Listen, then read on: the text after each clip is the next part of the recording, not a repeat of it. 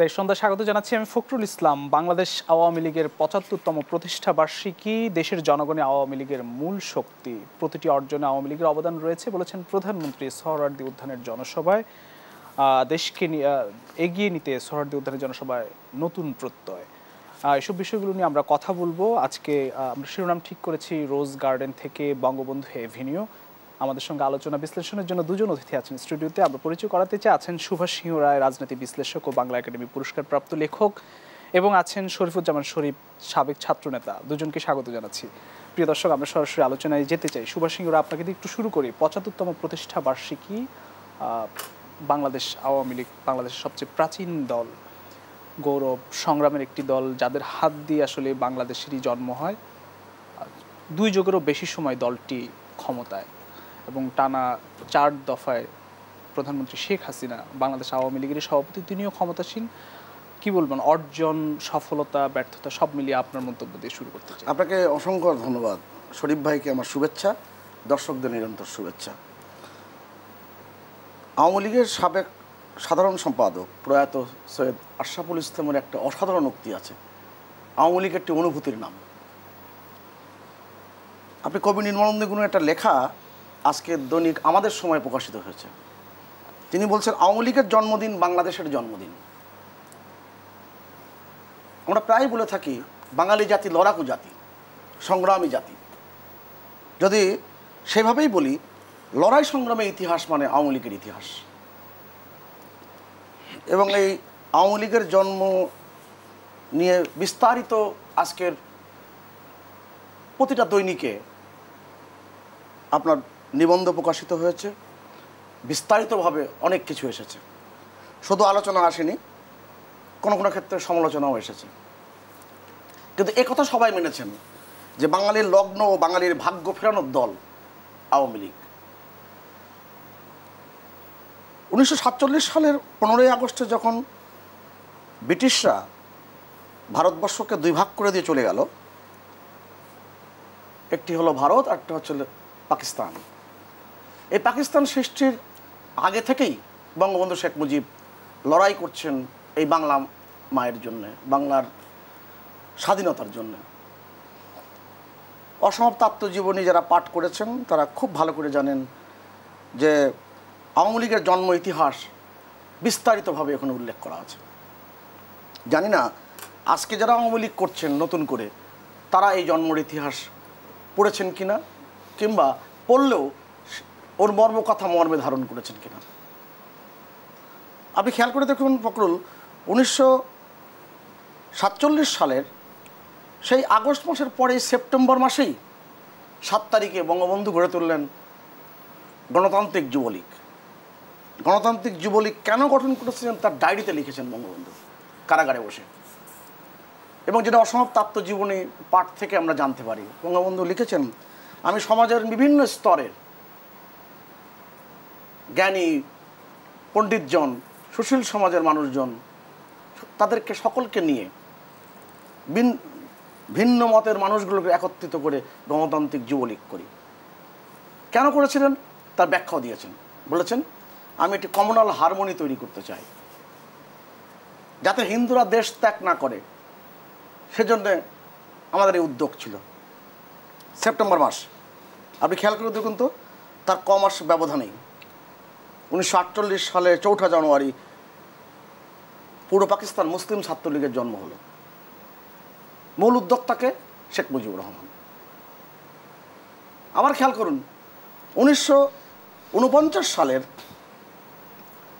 26শে March Dhaka বিশ্ববিদ্যালয়ের 4র্থ শ্রেণী কর্মচারীদের যে আন্দোলন, সেই আন্দোলনের ন্যায্যতার ভিত্তিতে যে আন্দোলন হয়েছিল, সেই আন্দোলনে বঙ্গবন্ধু শেখ মুজিব, তখনকার তরুণ শেখ মুজিব সমর্থন জানালেন। এই সমর্থন জানানোর কারণে শেখ মুজিবুর রহমান সহ বেশ কয়েকজনের ছাত্রত্ব বাতিল করা হলো। অনেকে মুচলেকা দিলেন, ছাত্রত্ব ফিরে পেলেন, কিন্তু শেখ মুজিব মুচলেকা দেননি। এবং খেয়াল করে দেখুন, সেই 1949 সালের 26শে মার্চ থেকে মাত্র 22 বছরের মাথায় 1971 সালে 26শে মার্চ গোটা পাকিস্তানকেই এই মাটি থেকে বিদায় করে দিলেন। সেই 26শে মার্চে 1949 সালে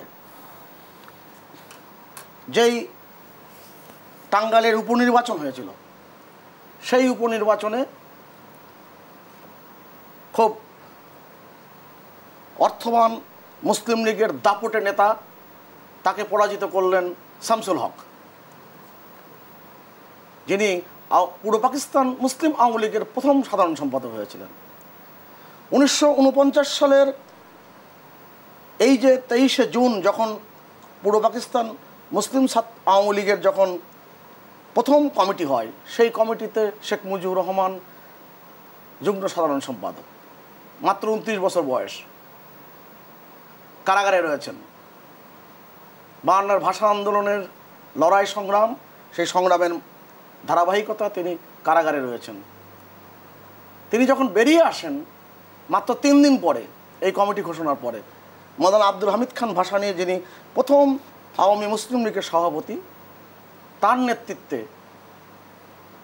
কেন্দ্রীয় নেতৃবৃন্দ সহ সমস্ত গণ্যমান্য ব্যক্তিরা ব্যান্ড পার্টি বাজিয়ে নাজিমউদ্দিন রোডের কেন্দ্রীয় কারাগার থেকে শেখ মুজিবকে বরণ করে নিয়ে আসে। আপনি যে শিরোনাম করেছেন যে রোজ গার্ডেন থেকে বঙ্গবন্ধু এভিনিউ, আওয়ামী লীগের ইতিহাস কিন্তু সংগ্রামের ইতিহাস, লড়াই সংগ্রামের ইতিহাস। সেই ইতিহাস যদি আপনি পুঙ্খানুপুঙ্খভাবে ধারাবাহিকভাবে যদি পাঠ করতে চান কিংবা আলোচনা করতে চান, অনেক সময়ের প্রয়োজন।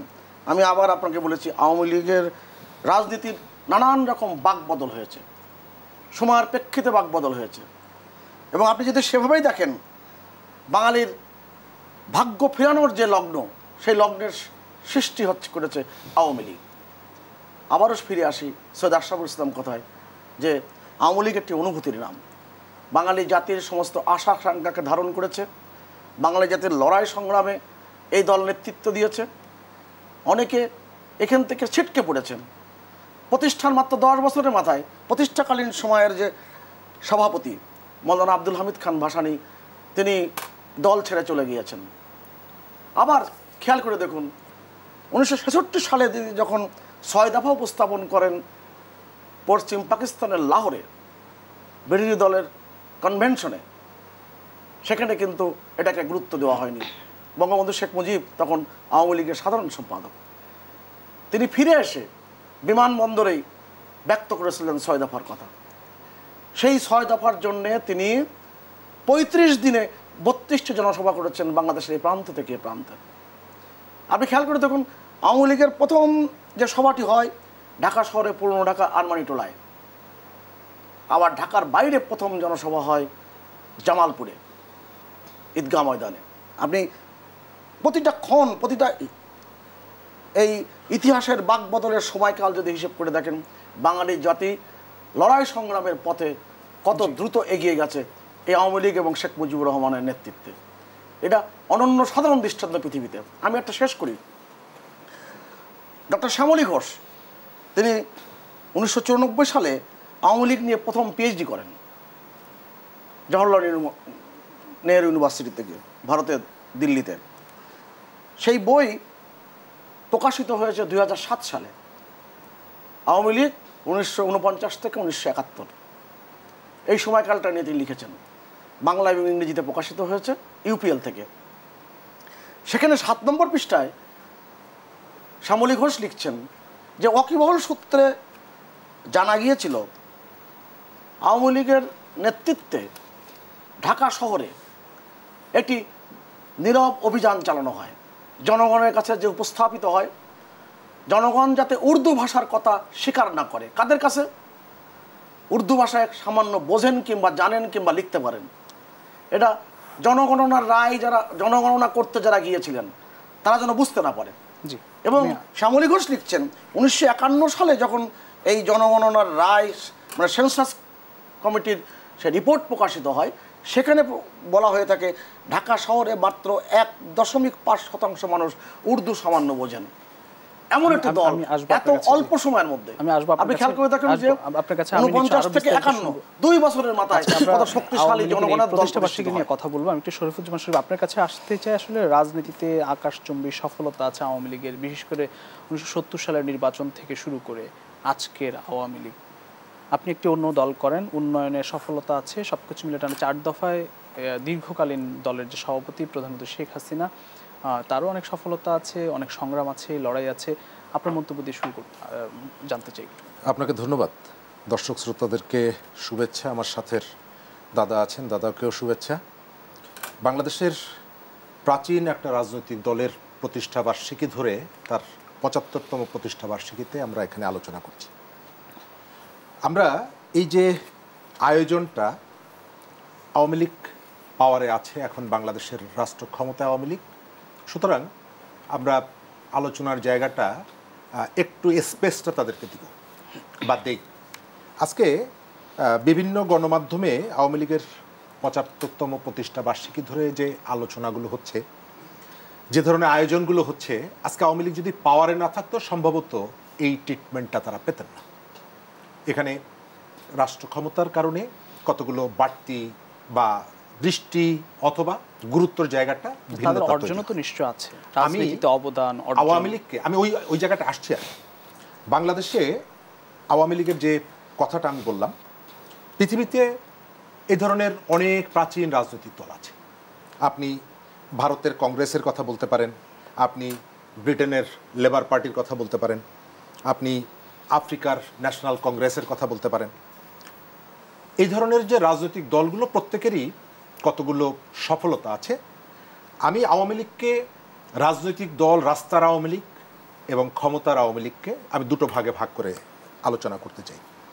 রাস্তার আওয়ামী লীগের আমি সবথেকে বড় সফলতার কথা বলবো, যে রাজনৈতিক দলগুলোর কথা আমি বললাম পৃথিবীর বিভিন্ন জায়গায়, তার থেকে আওয়ামী লীগের একটা ভিন্নতা হচ্ছে, আওয়ামী লীগের নেতৃত্বে একটা দেশে একটা সশস্ত্র যুদ্ধের মধ্য দিয়ে একটা দেশ স্বাধীন হয়েছে। একটা রাজনৈতিক দলের কাছে এটি সবথেকে বড় পাওয়া বলে আমি মনে করি। একটা রাজনৈতিক দলের সবথেকে বড় অবদানটা হচ্ছে এটা।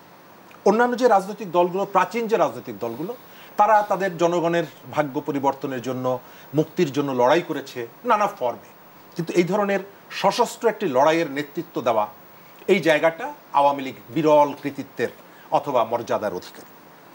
আওয়ামী লীগের এর বাইরে আরও কতগুলো জায়গা আমি মনে করি যে তাদের অবদানটা খুবই গুরুত্বপূর্ণ।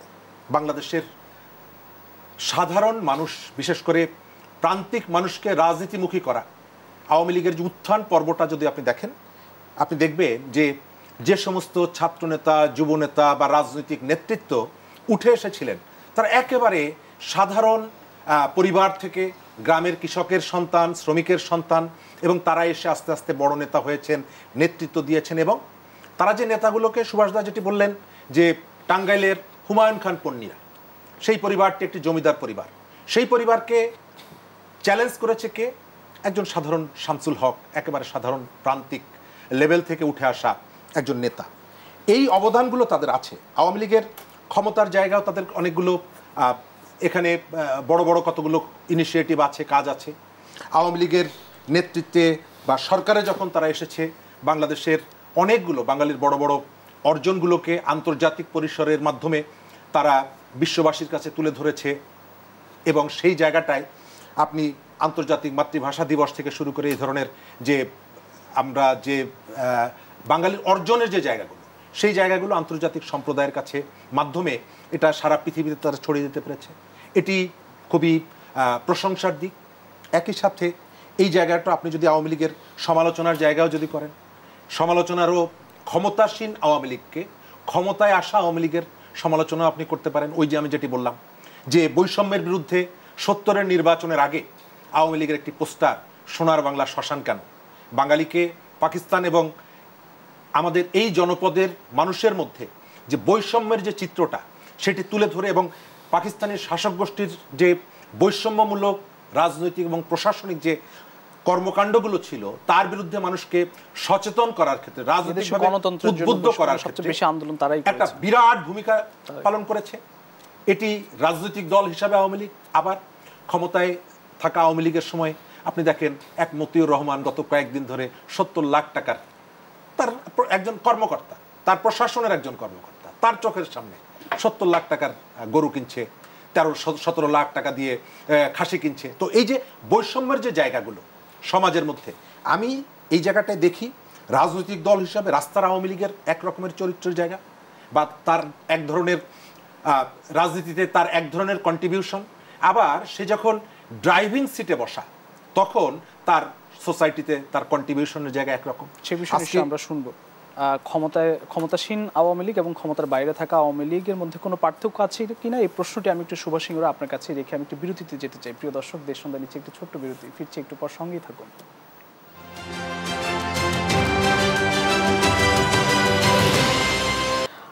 ক্ষমতাসীন আওয়ামী লীগ, আজকের যে আওয়ামী লীগ টানার 4 দফা ক্ষমতাসীন, এর আগে আওয়ামী লীগের আমরা যে অর্জন দেখেছি, 70-এর নির্বাচন, তার আগে আন্দোলন, মুক্তিযুদ্ধে নেতৃত্ব থেকে শুরু করে এরপরে বাংলাদেশ প্রতিষ্ঠার পর গণতান্ত্রিক যে আন্দোলন বা দেশের গণতন্ত্র ফেরানোর জন্য তার যে আন্দোলন বা প্রধানমন্ত্রী শেখ হাসিনার যে অবদান, সেই আওয়ামী লীগের সঙ্গে ক্ষমতাসীন আওয়ামী লীগের কোনো পার্থক্য দেখেন কিনা? এই প্রশ্নগুলো কেউ কেউ করে থাকেন এবং তার বিভিন্ন রকম ব্যাখ্যা দেন এবং চটকদার ব্যাখ্যাও দিয়ে থাকেন। 75 বছরের মধ্যে আওয়ামী লীগ দেশ পরিচালনার দায়িত্ব পেয়েছে কত বছর? সবচেয়ে বেশি পেয়েছে 2 যোগ। আমি বললাম তো, আওয়ামী লীগ সরকাররা কতদিন ছিল? আপনি যদি গত 53 বছরের ইতিহাস দেখেন, আওয়ামী লীগ বাদ দিয়ে যে দলগুলো রাষ্ট্র ক্ষমতা ছিল, আওয়ামী লীগ সরকার, সেই সরকারগুলোর বেশি ছিল। আওয়ামী লীগের ইতিহাস পর্যালোচনা করতে গেলে এটি ইতিহাস নির্ভরতা ছেড়েও আমাদের বাস্তবের অবস্থায় আসতে হবে। 1952 সালে 14ই জুন শেখ মুজিবুর রহমান, আমাদের বঙ্গবন্ধু, তিনি লাহোরে গিয়েছিলেন সফরে। লাহোর থেকে হোসেন শহীদ সরওয়ার্দিকে চিঠি লিখছেন, যে চিঠিটা গোয়েন্দাদের কাছে চলে যায় এবং চিঠিতে লিখছেন, দয়া করে আমার কথা ভাববেন না, আমার জন্মই হয়েছে সহ্য করবার জন্য। I have born to suffer. এবং এইভাবে 32 বছর যখন বয়স, তখন ওই সময়টাই, তখন নিজের জন্য কখনো ভাবেননি। ওই সময় তার হিসাব করে দেখুন। এবং আওয়ামী লীগের নেতাকর্মীদের আচরণ কেমন, বৈশিষ্ট্য হবে, তার ধারণা দিয়েছিলেন তিনি। এবং গ্রাম বাংলার পথে পথে তিনি ঘুরেছেন, জনগণকে সচেতন করেছেন। 1949 থেকে 1971 এই সময়কালে তিনি 32 বছরের তার রাজনৈতিক জীবন, 71 পর্যন্ত। এই রাজনৈতিক জীবনের তিনি 48% সময় কাটিয়েছেন পথে প্রান্তরে, বাংলার এই প্রান্ত থেকে প্রান্তরে। 40% সময় তিনি কাটিয়েছেন কারাগারে, ওই 32 বছরে। 12% সময় বাদবাকি নিজেকে এবং নিজের পরিবারকে দিয়েছেন। বঙ্গবন্ধুর অবদান, বঙ্গবন্ধু জাতির পিতা, শেষ করি। এবং এই যে এই অবদান, বঙ্গবন্ধুর 3 বছর 7 মাস সময়কাল, 1314 দিন রাষ্ট্রীয় ক্ষমতা থাকার সময়, বাংলাদেশের কোনো জ্ঞানী গুণীজনরা এখনও যেটা উকি ঝুঁকি মারেন, যে এই সময়কালে নানান রকম বিচ্যুতি নিয়ে কথা বলেন। এবং খুব কষ্টের এবং দুঃখের বিষয় এটা। একটি জাতিরাষ্ট্রের যে প্রতিষ্ঠাতা যিনি, তিনি এই মাত্র 3 বছর 7 মাস সময়ে তিনি যা করে গেছেন, একটি এলডিসিভুক্ত দেশের মর্যাদা দিয়ে গেছেন। পৃথিবীতে কোন রাষ্ট্র আপনি উদাহরণ হিসেবে দেখান যে এত কম সময় সেটা পেরেছে? আপনি ফরাসি দার্শনিক আন্দ্রে মালরো কথা আমরা জানি। তিনি 1971 সালে মুক্তিযুদ্ধের সময় বেশ বয়স তার, অর্থাৎ 71 বছর বয়স। সেই 71 বছরের বয়সী আন্দ্রে মালরো বাংলাদেশের প্রথম সরকার, অর্থাৎ ভারপ্রাপ্ত অস্থায়ী রাষ্ট্রপতি সৈয়দ নজরুল ইসলাম এবং প্রধানমন্ত্রী তাজউদ্দিন আহমেদের কাছে চিঠি লিখলেন যে আমি দ্বিতীয় মহাযুদ্ধে গেরিলা যুদ্ধে অংশগ্রহণ করেছি, আমার সে অভিজ্ঞতা আছে, আমি বাংলাদেশের মুক্তিযুদ্ধে গেরিলা যুদ্ধে অংশগ্রহণ করতে চাই। তখন প্রথম সরকারের পক্ষ থেকে বলা হয়েছিল, আপনার যে সুনাম সারা বিশ্বব্যাপী, আপনি আমাদের জনমত গঠনে সাহায্য করুন। তিনি তাই করেছিলেন। 1972 সালে রাজশাহী বিশ্ববিদ্যালয়ে তিনি সমাবর্তন অনুষ্ঠানে এসেছিলেন। সমাবর্তন অনুষ্ঠান শেষে একটি সুধী সমাবেশ হয়েছিল, প্রশ্নোত্তর পর্ব। একজন শিক্ষক এবং একজন সাংবাদিক একসাথে উঠে দাঁড়ালেন, দুজনে একসাথে একই প্রশ্ন করলেন, আপনার কি মনে হয় আন্দ্রে মালরো শেখ মুজিব দেশটাকে দাঁড় করাতে পারবে? আন্দ্রে মালরো তাদের দিকে তাকিয়ে বলেছিল, অবশ্যই পারবে, যদি আপনাদের মতন শিক্ষিত মানুষরা তাকে মেরে না ফেলেন। আমরা দ্বিতীয় মহাযুদ্ধের পরে একটা রুটির জন্যে ঘন্টার পর ঘন্টা লাইন দিয়েছি। আমরা নাগরিক সুবিধা কি তা আমাদের ফিরে পেতে কয়েক বছর সময় লেগেছে। মাত্র কমাস হয়েছে এদের স্বাধীন হয়েছে। আমি তো বাংলাদেশে এসেই দেখলাম সমস্ত নাগরিক সুবিধা ইতিমধ্যেই চালু হয়ে গেছে, যা বিস্ময়কর। আমি অনেক উদাহরণ দিতে পারব, কিন্তু বাস্তবতা শরীফ ভাই যে কথাটি বললেন যে আওয়ামী লীগের ক্ষমতাসীন আওয়ামী লীগের কথা, মাঠের আওয়ামী লীগের মধ্যে আপনি এই আওয়ামী লীগ ক্ষমতায় এসেছিল বলেই অতি দারিদ্র্যের সংখ্যা আছে 5.6%। 2006 সালে 42% ছিল দারিদ্র্যের সংখ্যা, সেটা একটা 20%-এর নিচে 18.7%। 21% অতি দারিদ্র্যের সংখ্যার থেকে 5.6% হয়েছে। এবং যখন 2026 সালে আমাদের জাতিসংঘ ঘোষিত মধ্যম আয়ের দেশের যে আমরা গ্রাজুয়েশনের দিকে যাচ্ছি, এটা কিন্তু জাতিসংঘের হিসাব অনুযায়ী বাংলাদেশের মান কোথায় গিয়েছে সেটা খুব ভালো করে বোঝা যায়। এবং অর্থনৈতিক ভঙ্গুরতার সূচক যত নিচে থাকার কথা তার চেয়ে বেশি নিচে ছিল। মাথাপিছু আয় যা থাকার কথা তার চেয়ে অনেক বেশি ছিল। এবং মানব উন্নয়ন সূচকে যে অবস্থান থাকার কথা তার চেয়ে অনেক বেশি ছিল। আপনি নিশ্চয়ই শুনেছেন গফরগাঁয়ের একজন রিক্সাওয়ালা, সেই হাসমত আলী, যিনি রিক্সা চালিয়ে ভ্যান চালিয়ে উপার্জন করেছেন, তার একটু একটু অর্থ জমিয়ে গিয়েছিলেন বঙ্গবন্ধু কন্যা শেখ হাসিনার জন্য জমি কিনে রেখে গিয়েছিলেন। এবং তার স্ত্রী রমিজা খাতুন তার সন্তানদের কাছ থেকে এই দলিল অতি গোপনে সংরক্ষণ করে রেখেছিলেন। আমরা খেয়াল করে পৃথিবীতে কোনো রাজনৈতিক দলের নেতার জন্যে এরকমভাবে গণমানুষ কাজ করে থাকে? এটা গণমানুষের দল। জি, নিশ্চয়ই।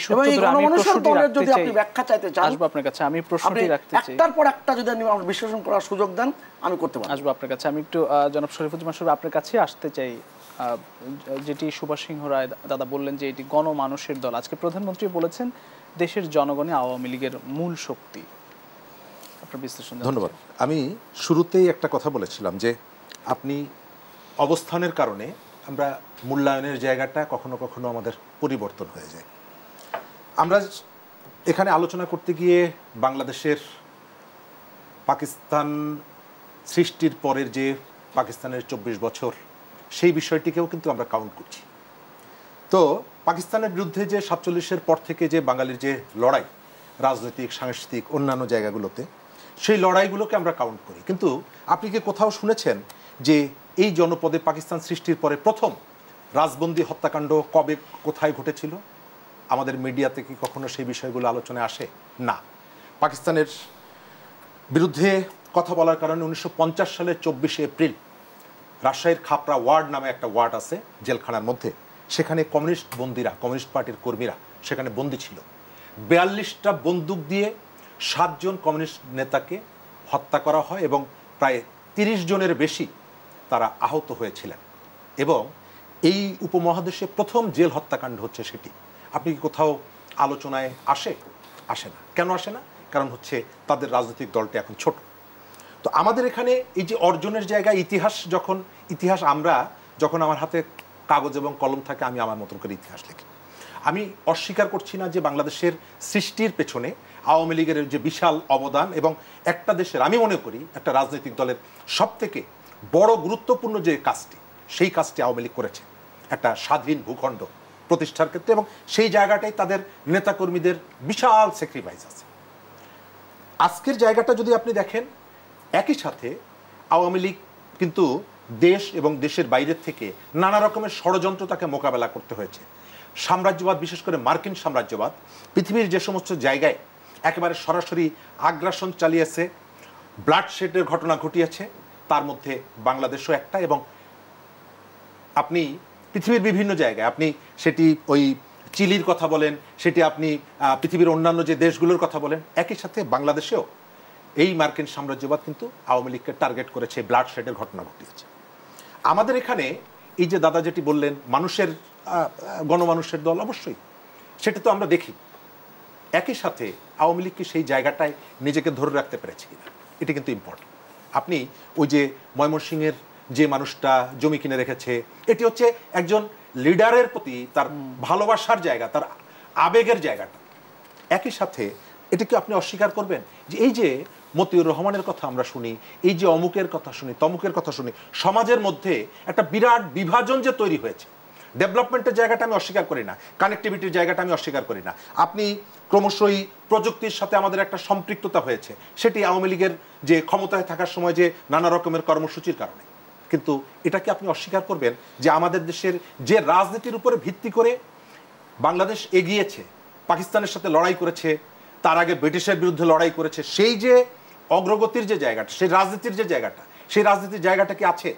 মানুষের আওয়ামী লীগের রাজনীতির একটা বেসিক জায়গা ছিল মানুষের ভোটাধিকার প্রতিষ্ঠার ক্ষেত্রে, কোথায় পরিবর্তন, মানুষের ভোটাধিকার প্রতিষ্ঠার ক্ষেত্রে। সেই জায়গাটা আওয়ামী লীগ কি নিজে বুকে হাত দিয়ে বলতে পারবে যে সেই জায়গাটা সে কন্টিনিউ করতে পেরেছে? না। আপনি মধ্যবিত্ত, বিশেষ করে গ্রামের মানুষকে রাজনীতিতে নিয়ে আসার ক্ষেত্রে, ওই আমি যেটি বললাম, আওয়ামী লীগের আপনি বড় নেতা, সেই যে আমাদের মুক্তিযুদ্ধ এবং মুক্তিযুদ্ধের আগে এবং পরে যে সমস্ত ছাত্র নেতারা এই জায়গাটায় বিরাট ভূমিকা রেখেছেন, আপনি খোঁজ নিয়ে দেখেন গ্রামের সাধারণ পরিবার, ওই জায়গা থেকে আওয়ামী লীগের এখনকার যে রাজনৈতিক অবস্থা, সেখানে এই ধরনের পরিবার থেকে উঠে এসে এই ধরনের জায়গাগুলোকে ওন করা বা এই জায়গাগুলোকে ধরে লিডারশিপ বিল্ড আপ করা বা নেতৃত্ব দেওয়া, সেই জায়গাটা কি আছে? আমি আপনাকে জিজ্ঞেস করি, ঢাকা শহরে আওয়ামী লীগের একজন নেতা ডাক্তার মোস্তফা জালাল মহিউদ্দিন, আমি একেবারে সরাসরি নাম ধরে আপনাকে বলছি উদাহরণের দেওয়ার জন্য। মোস্তফা জালাল মহিউদ্দিন ছাত্রলীগের প্রেসিডেন্ট ছিলেন, আওয়ামী লীগের বিশাল অবদান, বিশাল ত্যাগ, বিএমের প্রেসিডেন্ট ছিল, আওয়ামী লীগের প্রেসিডিয়ামের সদস্য।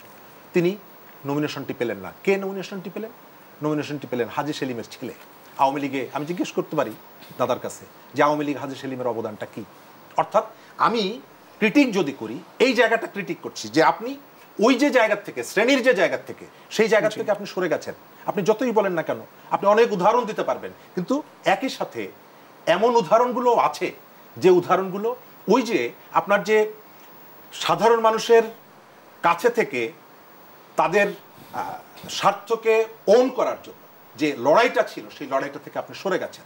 বঙ্গবন্ধুর ভূমিকা এই জায়গাগুলোতে আমরা স্বীকার করি। বাংলাদেশের মুক্তিযুদ্ধ, বাংলাদেশের এই যে সৃষ্টির পেছনে তার অবদানের কথাটা আমরা রাজনৈতিকভাবে ওই স্বীকারও করি এবং রেসপেক্টও করি। বঙ্গবন্ধু একা হাঁটেননি, তার আশপাশে আরও অনেকে ছিলেন এবং যাদের অবদানের কথা বঙ্গবন্ধু কখনোই অস্বীকার করেননি। কিন্তু আজকে আপনি দেখবেন মানে সেই যে জায়গাটি, তার আশপাশে যারা ছিলেন, তার যে সাথী যারা ছিলেন, যারা তাকে কখনো কখনো সামনে পাঠিয়েছেন, নিজেরা পেছনে থেকেছেন, তো তাদের অবদানটা কি ইতিহাসের জায়গা? সেই জায়গাটাকে আমরা কি রেসপেক্টটা করছি? না।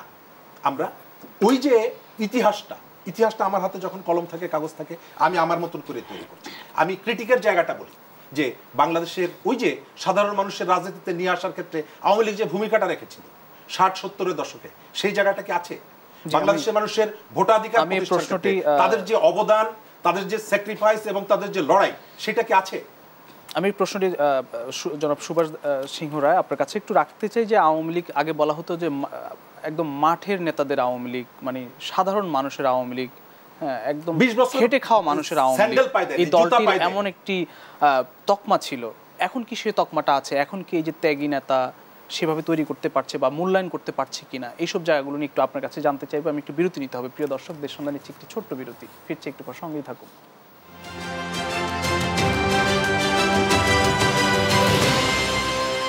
আমরা যে প্রশ্নটি করছিলাম যে আওয়ামী লীগের যে ইতিহাস 1949 সালের প্রতিষ্ঠার পর থেকে যে একদম খেটে খাওয়া মানুষ, সাধারণ মানুষদের একটি দল, সেই দলকে নিয়ে একটি দেশকে স্বাধীন করা এবং বিভিন্ন গণতান্ত্রিক আন্দোলনে লড়াই সংগ্রামের মধ্য দিয়ে এই দলকে নিয়ে আসা, এখন কি আওয়ামী লীগ কি মানে এই যে ত্যাগী নেতাদের কি অবমূল্যায়ন হচ্ছে কিনা এবং একটি এলিট শ্রেণীর দল হয়ে গেল কিনা? আপনার কথা নিশ্চয়ই বুঝতে পেরেছে। আর শরীফ ভাই যেখানে আলোচনা করছেন, আপনার আর বাড়তি কথা প্রয়োজন হয় না। আমি আপনাকে একটু কথা বলি। আপনি আমার সঙ্গে চলেন, আপনি দেশ টিভির পক্ষ থেকে আপনি চলেন, বাংলাদেশের এই প্রান্ত থেকে এই প্রান্ত 1 মাস চলেন, আমরা ঘুরি। সারা বাংলাদেশে গ্রামে গঞ্জে যারা আওয়ামী লীগ করে, যারা প্রকৃত অর্থে আওয়ামী লীগের নেতাকর্মী, তাদের রাজনৈতিক আচরণ কেমন, তা কোন শ্রেণী প্রতিনিধিত্ব করে?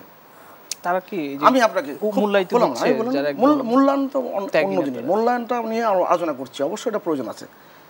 আপনি যখন ৬৬-তে বঙ্গবন্ধু শেখ মুজিবুর রহমান ৬ দফা দিলেন, তখন এই বামপন্থী নেতারা অধিকাংশই কিন্তু বলেছিলেন এটা সিআইয়ের দলিল, বলেননি?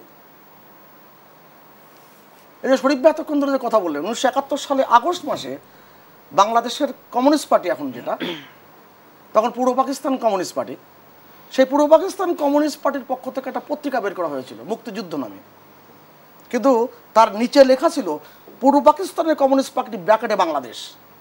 আগস্ট মাস, ডিসেম্বর মাসে থেকে মাত্র ২-৩ মাস দূরে, ৭০ তখন না ৭১ সালে মুক্তি তখন চলমান, লড়াই সংগ্রাম চলছে, মানুষের দামাল ছেলেরা জীবন দিচ্ছে। তখন বাংলাদেশের প্রথম প্রধানমন্ত্রী আজউদ্দিন আহমেদ কমরেড মনি সিংকে বললেন যে দাদা,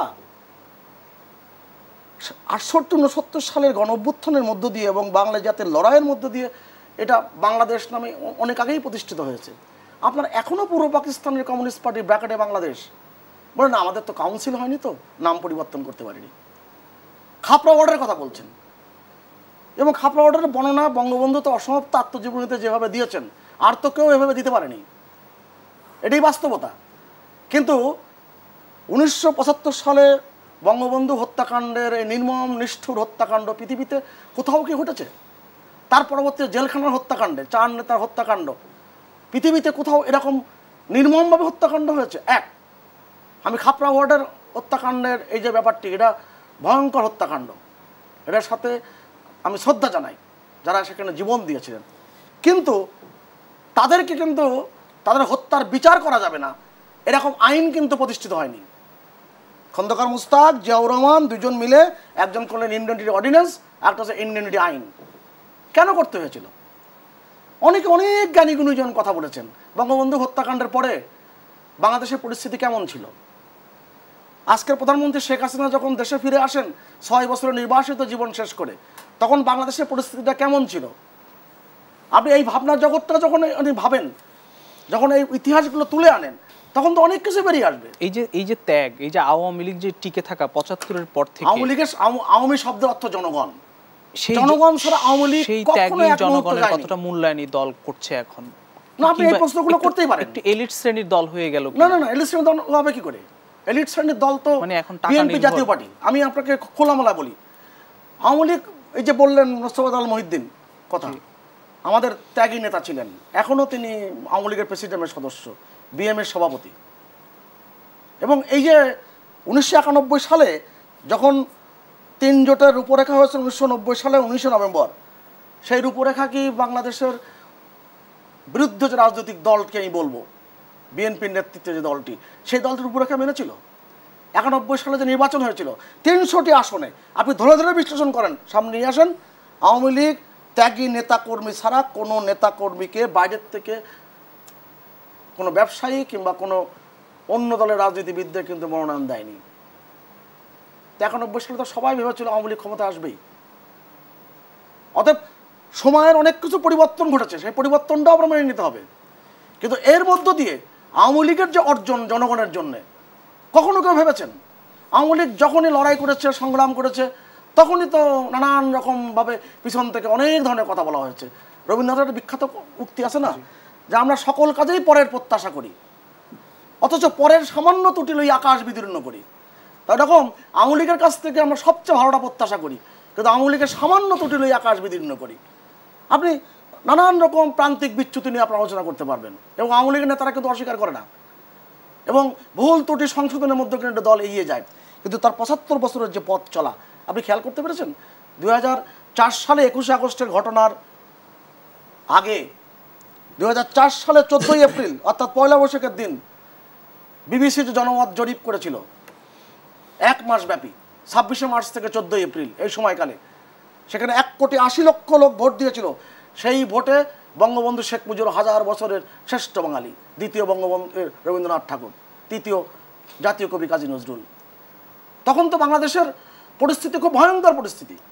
তার মানে কি, বাংলাদেশের মানুষ কখনোই আওয়ামী লীগ আর বঙ্গবন্ধুকে বলেনি বলেই বঙ্গবন্ধু হত্যাকাণ্ডের ২১ বছর পরে এত ষড়যন্ত্র, এত নির্যাতন, এত হত্যাকাণ্ড সমস্ত কিছুর পরও আওয়ামী লীগ কিন্তু জনতার রায় আবার কিন্তু সরকার পরিচালনার দায়িত্ব নিয়েছে। বাংলাদেশের অর্থনৈতিক অবস্থা থেকে শুরু করে যে উন্নয়নের ধারাবাহিকতা, সেই উন্নয়নের ধারাবাহিকতা কোথায় নিয়ে গেছে। আজকে বাংলাদেশের যদি হিসাব করে দেখেন 5 বছর পর পর যে আপনার জিডিপির প্রবৃদ্ধি দেখা হয়, 72 সালে ছিল $94 মাথাপিছু আয়। বঙ্গবন্ধু যখন হত্যাকাণ্ডের শিকার হন তখন $380। জিয়াউর রহমানের সময় সেটা হয়ে যায় $280। কেন হলো, কমে গেল কেন? বাংলাদেশের মানুষের জীবন মানে উন্নয়নে একমাত্র আওয়ামী লীগ ছাড়া কেউ কখনো কাজ করেছে? আমি আসবো আপনার কাছে, আমি শেষ বক্তব্য আপনাকে অনেক ষড়যন্ত্রের মধ্য দিয়ে এই দলটি বিকশিত হয়েছে আমি শেষ এবং জনগণকে হাতে নিয়ে। আমি একটা জিনিস বলি, বিচারপতি সায়েম যিনি জিয়াউর রহমানের রাষ্ট্রপতি ছিলেন, তিনি একটা বই লিখে গেছেন, মাত্র 81 পৃষ্ঠার ছোট্টটি বই, অ্যাট বঙ্গভবন লাস্ট পেজ। সেখানে তিনি লিখছেন, the politician use to go to the cantonment for consultations, this I learned while I was yet at Bangabhaban. Of course Awami League was not দেয়ার।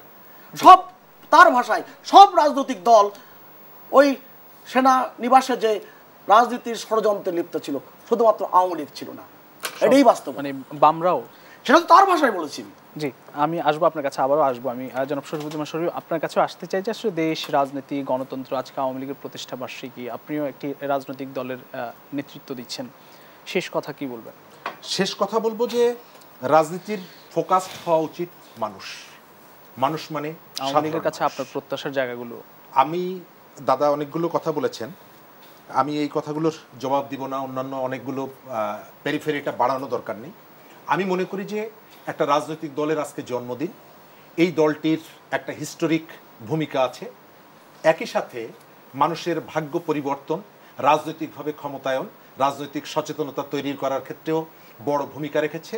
আজকে তার যে অবস্থানটা, সেই ভূমিকার সাথে একেবারে বিরাট একটা ব্যবধান আমি আমার জায়গা থেকে দেখি। আওয়ামী লীগের সারা জীবন, বঙ্গবন্ধুর সারা জীবনের যে লড়াইয়ের জায়গা থেকে তার দলটি অনেক দূরে অবস্থান করছে, এটি আমার দৃষ্টিভঙ্গি। দাদা এটার জন্য আমাকে আক্রমণ করতে পারে, তাতে আমি বিচলিত নই।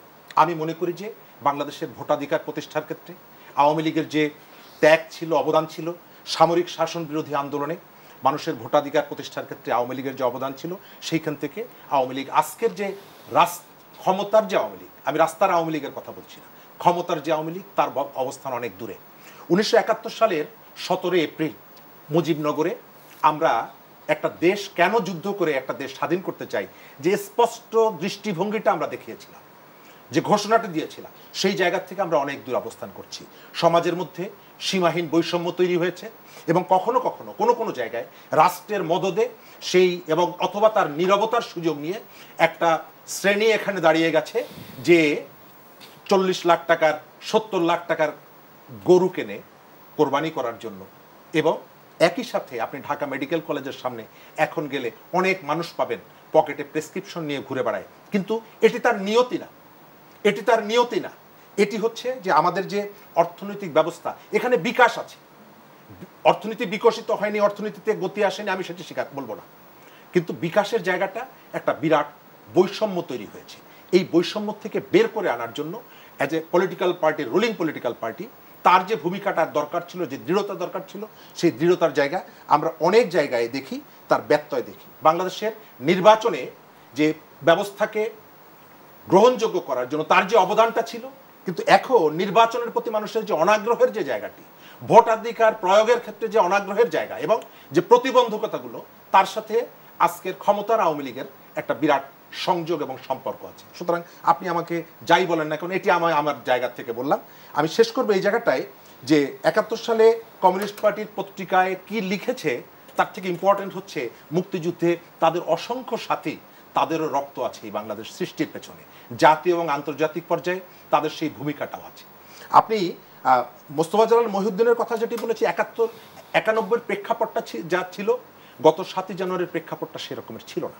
এবং এই জায়গাটায় আওয়ামী লীগের, আজকের আওয়ামী লীগের মধ্যে আপনি দেখবেন যে ওই যে আনারও যেমন জন্ম হয়েছে, একই সাথে সেইখানের মিন্টুর মতো নেতাও তৈরি হয়েছে। একটা জায়গা আমরা হয়তো দেখছি, অনেকগুলো জায়গা হয়তো অদৃশ্য রয়ে গেছে, কিন্তু ক্ষমতার কারণে এই ধরনের যে দাপট, এই ধরনের যে আচরণগুলো, এই আচরণগুলো তৈরি হচ্ছে ক্ষমতার কারণে, কিন্তু এগুলোকে দমন করার জন্য যে ধরনের ভূমিকাটা থাকা দরকার সেই ভূমিকাটা আমাদের কাছে দৃশ্যমান না। সমাজের মধ্যে সীমাহীন বৈষম্য, অনিয়ম, দুর্নীতি ইত্যাদি যে পদ্ধতিতে মাথাচাড়া দিয়ে উঠছে, রাজনৈতিক দল হিসাবে বাংলাদেশের একটা ঐতিহ্যবাহী এবং বাংলাদেশের প্রাচীনতম রাজনৈতিক দলটির কাছে মানুষের প্রত্যাশার যে জায়গাটি, সেই জায়গাটি থেকে পাওনা প্রত্যাশা এবং প্রাপ্তির জায়গায় আমি অনেক জায়গায় দেখি বিস্তর ব্যবধান আছে, এবং কোনো ব্যবধানটা অনেকটা ইচ্ছাকৃত এবং চাইলে সর্বোচ্চ জায়গা থেকে বা তাদের যে টিমটা আছে এই টিমটা যদি চায় অনেক জায়গায় এই সমাধানটা করা যায়, কিন্তু আমরা সেটি দেখতে পাচ্ছি না বলে আজকে পুলিশের সাবেক আইজির সীমাহীন দুর্নীতি নিয়ে আপনাকে কথা বলতে হচ্ছে, অমুকের সীমাহীন দুর্নীতি নিয়ে কথা বলতে হচ্ছে।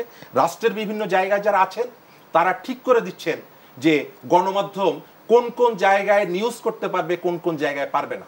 এগুলো যাই বলেন না কেন, রাজনীতির জায়গায়, আপনার সংবিধানের জায়গায়, আপনার অন্যান্য যে জায়গাগুলোতে, যেটি আমি মনে করি যে ক্ষমতার অনেক সময় ভারসাম্য রক্ষা না হওয়ার কারণে এই ধরনের উপদ্রব আমাদের সামনে আসে। অসংখ্য ধন্যবাদ। আমরা শেষ করতে চাই জনাব সুভাষ সিংহ রায়, আপনার বক্তব্য দিয়ে একটু বলতে চাই যে বাংলাদেশ আওয়ামী লীগ এখন ক্ষমতায়, মাননীয় প্রধানমন্ত্রী, আওয়ামী লীগ সভাপতি শেখ হাসিনা টানা 4 দফায় ক্ষমতায়, অনেক বৈষম্য, অসামঞ্জস্যতা অনেক কিছু আছে। আওয়ামী লীগের 75তম প্রতিষ্ঠাবার্ষিকী আজকে, বাংলাদেশের সবচেয়ে প্রাচীন দল, দীর্ঘ সময় ধরে ক্ষমতায় থাকা দল আওয়ামী লীগ, কি প্রত্যাশার জায়গা নিয়ে? ফখরুল, মানে আমরা খুবই সাধারণ মন্তব্য করে ফেলি। একটি রাজনৈতিক দল তার 75 বছরের এই রাজনৈতিক পথক্রমিক্রমায় একটা দেশের জন্য যা করেছে সেই মূল্যায়নের ফাঁক দিয়ে যদি আপনি শুধুমাত্র বিচ্যুতির বিষয়গুলো তুলে আনেন, এটা খুবই দুর্ভাগ্যজনক। এ কারণে বলবো, আপনি খেয়াল করে দেখুন তো, 1955 সালে আওয়ামী লীগের মানে গঠনের 6 বছর পর আপনার পুরন ঢাকার সদরঘাটের রূপমহল সিনেমা হলে আওয়ামী লীগের কাউন্সিল হয়েছিল 21, 22 এবং 23 অক্টোবর, এই 3 দিন। সেই কাউন্সিলে আওয়ামী লীগের পূর্ব পাকিস্তান মুসলিম আওয়ামী লীগ থেকে পূর্ব পাকিস্তান আওয়ামী লীগ হলো। এর মাঝখানের সময়গুলোতে বাংলাদেশের অন্য রাজনৈতিক দলের ভূমিকা দেখুন তো। সেটাই আমি বলছি যে বাংলাদেশ সবচেয়ে বড় প্রাচীন দল, এই দলের কাছে প্রত্যাশার জায়গা অনেক বেশি। আপনার জানি না আপনার জন্মসাল কত, এরপর থেকে জ্ঞান হওয়ার পর থেকে যা দেখেছেন, আজকের বাংলাদেশ কি দেখছেন? গত 15 বছরে যে প্রবৃদ্ধির এবং সমৃদ্ধির যে অগ্রযাত্রা, এ কখনো কেউ ভাবনার জগতে এনেছিলেন? কেউ আনেননি। শরীফ ভাই বলছেন বটে, ওই যে ভারতের একজন বিখ্যাত কমিউনিস্ট নেতা ছিলেন, এখনও আছেন তিনি, অশ্রু শিকদার, তার একটা বই আছে কিল মারার গোসাই, মানে ভাত দেওয়ার ক্ষমতা নেই, খিল মারার গোসাই। আপনি বাংলাদেশের মানুষের জীবনমান উন্নয়নে আওয়ামী লীগ ছাড়া কে ভূমিকা রেখেছে? এই যে পদ্মা সেতু, এই স্বপ্ন কেউ কখনো দেখেছেন? সেই জন্য তো তাদের কাছে এই বলছি তো, ওই যে আমি সকল কাজেই আওয়ামী লীগের প্রত্যাশা করি, আওয়ামী লীগের সামান্য ত্রুটি লই আকাশ বিদীর্ণ করি, তো এই পর্যায়ে তো আমরা বসে গেছি। এবং আওয়ামী লীগের সমালোচনা করাটা খুব সহজ। বলছেন গণমাধ্যমে কে কী করে। বাংলাদেশের গণমাধ্যম আজকে যে বিস্তৃত হয়েছে, কার সময়, কোন দলের সময়? নিশ্চয়ই স্বীকার করবেন, এটা তো স্বীকার করতে পারেন ফখরুল আলম? না, নিশ্চয়ই করতে পারেন তো। আওয়ামী লীগ 21 বছর পরে সরকার পরিচালনার দায়িত্ব এসে প্রথম 21 টেলিভিশনের মধ্য দিয়ে এই যাত্রা শুরু হয়। আজকের বাংলাদেশ গণমাধ্যম থেকে শুরু করে ডিজিটাল বাংলাদেশের যদি পরিস্থিতি না আসতো, আজকে তো কেউ ইউটিউব দেখতে পারতো না, আজকে ফেসবুক দেখতে পারতো না। এই স্বপ্ন কে দেখিয়েছে? 2008 সালে 12ই ডিসেম্বর আজকের প্রধানমন্ত্রী, আওয়ামী লীগ সভানেত্রী, তিনি এই রূপকল্প ঘোষণা করেছেন। আজকে 2041 সালের যে স্মার্ট বাংলাদেশের স্বপ্ন কে দেখিয়েছেন? কিভাবে বাংলাদেশ এগোচ্ছে? চলুন না বাংলাদেশের বিভিন্ন জায়গায়, বিভিন্ন ঠাকুরগাঁয়ে 80-র দশকে প্রথম দিকে আমরা যখন রাজনৈতিক কোনো সফরে গিয়েছি, বিকেলের পর কোনো রাস্তায় কোনো বাতি জ্বলতো না, আর আপনি এখন রাত 8-এর সময় চলেন, রাস্তার দুধারে শুধু আলো আর আলো। আপনি সেই দলের যে যখন সমালোচনা করবেন, তখন তো বুঝে শুনে করা দরকার। আমি তো বললাম, বিচ্যুতির ক্ষেত্রে সারা বিশ্বব্যাপী একটি ভোগবাদী রাজনীতির বিস্তৃত হয়েছে, ভোগবাদী সমাজ ব্যবস্থার বিস্তৃত হয়েছে, এবং এটাকে সামাল দিয়ে রাখা, এটা কিন্তু একটা কঠিন দায়িত্বের কথা বলছেন সকলে। আমি শরীফ ভাইয়ের সাথে একমত। আপনি মতিউর রহমানকে আওয়ামী লীগ করে, আশ্চর্য একটা কথা বলে ফেললেন। এবং আপনি যদি আজকের বিশাল ভারতবর্ষ, সেই ভারতবর্ষের যে রাজনীতির প্রেক্ষাপট আপনি যদি মিলিয়ে দেখুন তো, কোথায় কি ঘটছে, কোথায় কি ঘটছে পৃথিবীর বিভিন্ন দেশ দেখেন তো, উন্নত বিশ্বের দিকে তাকিয়ে দেখুন তো কোথায় কি ঘটছে। অতএব অর্থনৈতিক ব্যবস্থাপনার এই যে নানান রকম বিচ্যুতি রয়েছে, সে বিচ্যুতি স্বীকার করেই তো আওয়ামী লীগ বলছে আওয়ামী লীগ এগিয়ে যাবে মানুষকে সাথে নিয়ে। জনগণ ছাড়া আওয়ামী লীগ কখনো কোনোদিন ভাবেনি। 91 থেকে 96 মানুষ হত্যা করা হয়েছে যারা ক্ষমতায় ছিল। একবার বিএনপি ক্ষমতায় ছিল, টানসাটে হত্যা করেছে, বিদ্যুতের দাবিতে মানুষ নেমেছে, গুলি করে হত্যা করেছে। সারের দাবিতে কৃষক রাস্তায় নেমেছিল, গুলি করে হত্যা করেছে। আপনি জনমানুষের দল, সেটা হচ্ছে আওয়ামী লীগ। বঙ্গবন্ধু কন্যা গত বছর অর্থাৎ ৭৪তম প্রতিষ্ঠা বার্ষিকীতে তার ভাষণে বলেছিলেন, জনগণ দ্বারা প্রতিষ্ঠিত, জনগণ দ্বারা পরিচালিত এবং জনগণের জন্য দল হচ্ছে আওয়ামী লীগ। আওয়ামী লীগের এই যে ৭৫তম যে প্রতিষ্ঠা বার্ষিকী খন ৭৬ বছরে আজকে যে পা দিল, এই ইতিহাসটা পর্যালোচনা করা দরকার। অসংখ্য ধন্যবাদ জি, আমাদেরকে যুক্ত থাকবার জন্য সুভাষ সিংহ রায় এবং শরীফুজ্জামান শরীফ দুজনকে আবারও ধন্যবাদ জানাচ্ছি। প্রিয় দর্শক, রোজ গার্ডেন থেকে বঙ্গবন্ধু এভিনিউ শিরোনামে আমরা কথা বললাম এবং দেশ সন্ধ্যা আজ এখানেই শেষ করতে হবে। আবার দেখাবো আগামীকাল একই সঙ্গে অন্য কোনো অতিথিদের নিয়ে। সে পর্যন্ত সবাই ভালো থাকবেন, সুস্থ থাকবেন। শুভ সন্ধ্যা।